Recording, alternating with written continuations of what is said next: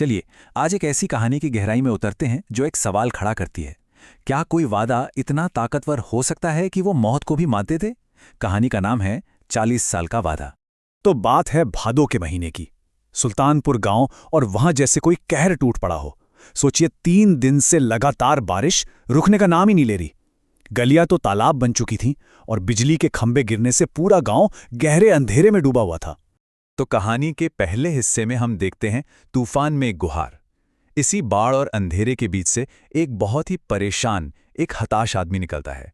देखिए, ये classic situation है ना? एक बेबस इंसान, चारों तरफ प्रकृति का कहर और बस एक उम्मीद की छोटी सी किरण। रात के बज रहे थे 11। पूरे बाजार में घना अंधेरा।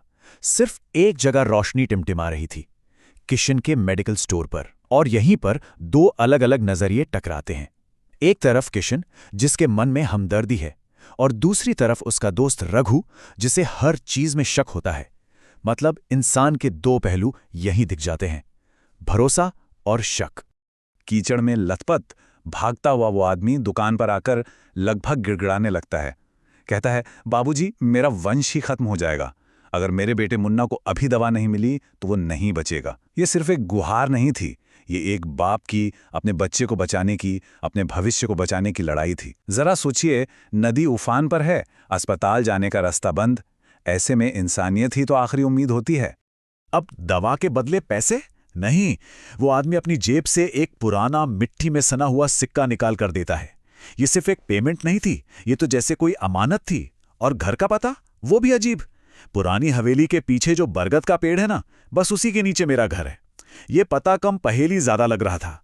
और बस इतना कहकर वो आदमी वापस उसी तूफानी अंधेरे में गायब हो जाता है। तो रात तो बीत गई, लेकिन अगली सुबह कहानी एक बिल्कुल नया मोड़ लेती है। अब खुलता है उस सिक्के का राज, और यहीं से एक ऐसे सफर की शुरुआत होती है जिसकी किसी ने कल्पना भी नहीं की थी। अब ये कहानी एक आम मदद से निकलकर एक गहरे रहस्य की ओर बढ़ चली थी। तो हुआ यूं कि अगली सुबह किशन ने उस मिट्टी में सने सिक्के को साफ किया, और जो सामने आया वो हैरान करने वाला था।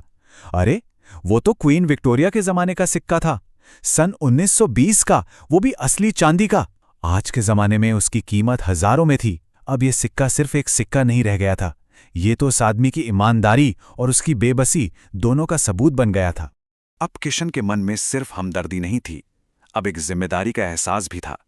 उसे उस बीमार बच्चे का हाल भी जानना था और ये कीमती अमानत लौटानी भी थी।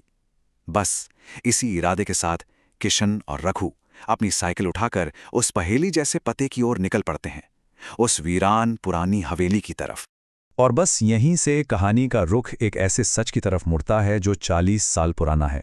उस खंडर हो चुकी झोपड़ी में एक ऐसी नामुमकिन कहानी उनका इंतजार कर रही थी कि जो सच वो जानने वाले थे वो उनके होश उड़ाने के लिए काफी था। जब वो हवेली के पीछे पहुंचे तो वहां कोई घर था ही नहीं, सिवाय एक टूटी फूटी खंडर जैसी झोपड़ी के। उन्होंने आवाज लगाई तो अंदर से एक बहुत ही बुजुर्ग औरत अपनी लाठी टेकते हुए बाहर निकली। और फिर उस औरत ने जो कहानी सुनाई, उसने जैसे वक्त को ही रोक दिया। पूरे 40 साल। उस बूढ़ी औरत की आवाज कांप रही थी। वो बोली, बेटा, तुम लोग जरूर कोई सपना देख रहे हो। मेरे पति दीनानाथ, उनको गुजरे तो पूरे 40 साल हो गए। वो तो ठीक ऐसी ही तूफानी रात में हमारे बेटे मुन्ना के लिए यही दवा लेने गए थे और कभी लौटे ही नहीं। तो इस बुजुर्ग महिला के हिसाब से पूरी बात क्या थी? बात यह थी कि 40 साल पहले दीननाथ अपने बेटे मुन्ना के लिए दवा लेने गए और बाढ़ में बह गए, उनकी मौत हो गई। पर उसी रात चमत्कार की तरह मुन्ना का बुखार उतर गया और वो बच गया। तो इसका मतलब क्या हुआ? इसका मतलब ये हुआ कि पिछली रात किशन से जो मिला था वो कोई इंसान नहीं बल्कि दीनानाथ की आत्मा थी। अब कहानी अपने आखिरी पड़ाव पर पहुंचती है, एक वादा जो निभाया गया। यहां आकर पहेली के सारे टुकड़े जुड़ने लगते हैं और हमें यह समझ आता है कि ये कहानी सिर्फ एक भूत की नहीं बल्कि उससे कहीं ज्यादा गहरी है। लेकिन इस सच के सामने आते ही एक और बड़ा सवाल खड़ा हो जाता है। ठीक है, मान लिया दीनानाथ की मौत हो चुकी थी और उनका बेटा मुन्ना भी बड़ा होकर बिल्कुल ठीक था, तो फिर पिछली रात वो दवा आखिर पी किसने? और झोपड़ी के अंदर के सबूत तो इस रहस्य को और भी उलझा रहे थे। जरा गौर कीजिए। पहला, मेज पर वही नीली दवा की शीशी रखी थी जो आधी खाली थी। दूसरा, फर्श पर कीचड़ भरे कदमों के निशान थे जो एक खाली चारपाई तक जाकर गायब हो गए थे। तीसरा, हवा में दीनानाथ के पसंदीदा तंबाकू की एक जानी पहचानी महक थी। और सबसे बड़ा सबूत, दीवार पर लगी एक पुरानी तस्वीर जो चीख चीख कर कह रही थी कि रात को दुकान पर आया शख्स कोई और नहीं, दीनानाथ ही था। वो लोग ये सब सोच ही रहे थे कि तभी बाहर से एक धड़ाम की आवाज आई। भाग कर देखा तो झाड़ियों में कौन था? कोई और नहीं बल्कि बड़ा हो चुका मुन्ना, और वो तेज बुखार में तप रहा था। पता चला कि वो अपनी मां को सरप्राइज देने शहर से आया था, पर तूफान में गाड़ी खराब हो गई और पैदल आने में उसकी हालत बिगड़ गई। जब मुन्ना को थोड़ा होश आया तो उसने जो बताया वो रोंगटे खड़े करने वाला था। उसने कहा कि बेहोशी में उसे लगा जैसे उसके पिता उसके पास आए। उन्होंने ही उसे दवा पिलाई और कहा, डरो मत मुन्ना, इस बार मैं दवा ले आया हूं। जब किशन और रघु भारी मन से वहां से लौट रहे थे तो अचानक उनकी नजर उस बड़े बरगद के पेड़ की सबसे ऊंची शाख पर पड़ी।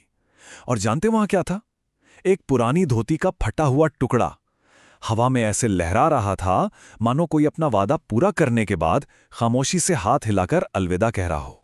और ये कहानी हमें इसी एक गहरे सवाल के साथ छोड़ जाती है, क्या वाकई एक पिता का वादा, उसका प्यार इतना मजबूत हो सकता है कि वो मौत और समय दोनों की सरहदों को पार कर जाए?